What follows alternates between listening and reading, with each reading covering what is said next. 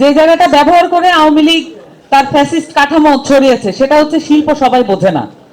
আমি শিল্পী হিসেবে নিশ্চিত করে আপনাদের বলতে চাই, যে চেষ্টা করবে সে শিল্প না সবকিছুই বুঝবে।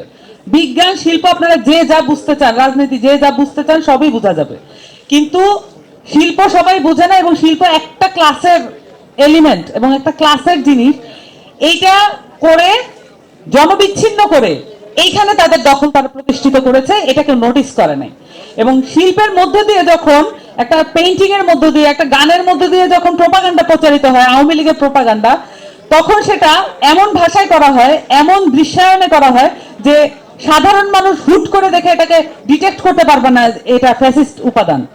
তো এই যে 53 বছর ধরে এবং গত 15 বছর ধরে বিশেষ করে আওয়ামী লীগের যে দখল ছিল, বিশেষত এখানে শিল্পী সমাজ যদি কোথাও প্রোগ্রাম করতে যেতে চাইতো, কোনো চ্যানেলে যেতে চাইতো, কোনো এক্সিবিশন করতে চাইতো, যদি কোনো ধরনের পাবলিক মনুমেন্ট করতে চাইতো, আমি নিজে ভাস্কর্যের স্টুডেন্ট ছিলাম, কোন ধরনের এই ধরনের কাজে ইনভলভ হতে গেলে সবসময়ই ছাত্রলীগ, যুবলীগ, আওয়ামী লীগের নেতাকর্মীদের ধরে ধরে এই কাজগুলো নিতে হতো।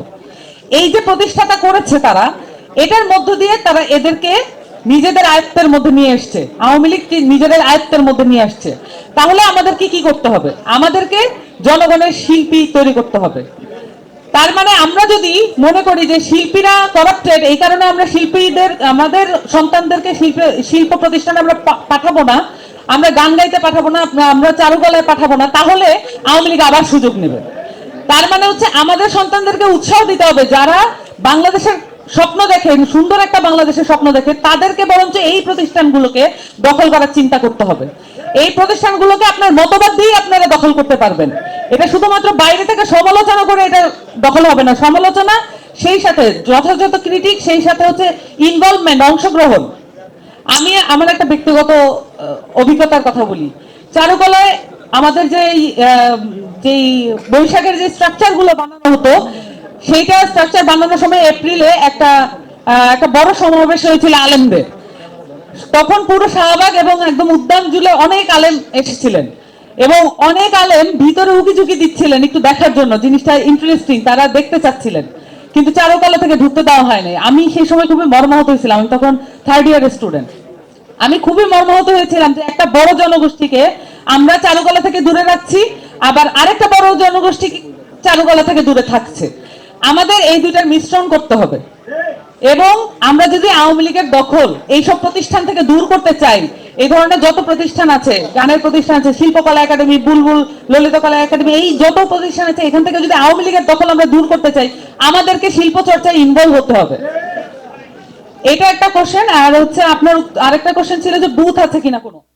আমরা আমাদের সর্বোচ্চ চেষ্টা করছি যে যত বেশি আপনাদের সাথে থাকা যায়, যত বেশি আপনাদের সাথে থাকবো, তত বেশি আপনাদের কোশ্চেন আমরা অ্যাড্রেস করতে পারবো, আপনাদের মনের চিন্তাগুলো আমরা শুনতে পারবো। এবং শুধুমাত্র কোশ্চেন অ্যাড্রেস না, আমাদেরও কিছু কোশ্চেন আছে যে আপনারা নতুন দল কেমন চান, আপনারা কি রকম মনে করছেন যে আমাদের 4 মাসের পারফরমেন্স কেমন, আপনারা আমাদের প্রতি কোন ধরনের বিষয়ে আরো বেশি আশা করেছিলেন যেটা পান নাই। এই বিষয়গুলো আপনাদের কাছ থেকে আমরা শুনতে চাই। এই কারণে আমরা যেটা করেছি যে আমাদের যেটা কেন্দ্রীয় কার্যালয়, এই কার্যালয়ে আমরা সার্বক্ষণিক ওপেন রেখেছি এবং আমাদের মধ্যে থেকে কেউ না কেউ থাকেই। এবং আপনাদের প্রশ্ন আসার সাথে সাথে আমরা সেটা অ্যাড্রেস করার চেষ্টা করেছি, বিভিন্ন সময় বিভিন্ন মানুষের সাথে বসেছি। তবে এটা ঠিক, থানায় আমরা যেই পরিমাণ মনোযোগ দেওয়ার কথা ছিল, যে পরিমাণ মনোযোগ দেওয়ার আশা আমাদের ছিল, আকাঙ্ক্ষা আমাদের ছিল, সেই পরিমাণে আমরা সন্তুষ্ট নই। আরো বেশি হলে আপনাদের সাথে আমাদের কানেকশন আরো বেশি ভালো হতো, নতুন দলের কার্যক্রম আরো বেশি গতিশীল হতো। তো এইটা আরো বেশি আমরা চেষ্টা করব, সামনে যেই কদিন আছে আমরা আরো বেশি থানা প্রতিনিধিদের সাথে ইনভলভ হওয়ার চেষ্টা করব।